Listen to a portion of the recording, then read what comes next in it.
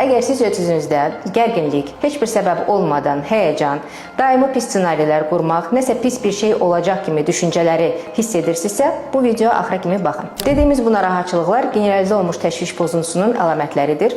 Kifayət qədər geniş yayılıb, qadınlarda kişilərdən daha çox rast gəlinir və bunun əsas simptomları 3 qrupa bölünür. Kognitiv simptomlar, mental simptomlar və fiziki simptomlar. Kognitiv simptomlara aiddir qərar vermədə çətinlik, fikir yayınıqlığı, diqqət çatışmamazlığı və daimi mənfi ssenarilər qurmaq. Emosional simptomlara aiddir kontrolu itirmək, ağlı itirmək qorxusu, gərginlik, daimi təhlükə hissi. Fiziki simptomlara aiddir baş ağrıları, baş gicəllənmə, ağızda quruluq, boğulma hissi, nəfəs alma çətinliyi hissi, sinədə artıq yükün olma hissi, ürək ağrıları, əzələlərdə gərginlik, tremor, tez-tez sidəyə getmə, bu kimi simptomlar aiddir. Bunlardan yaxa qurtarmaq istəyirsinizsə, siz mütləq mütəxəssisə müraciət etməlisiniz.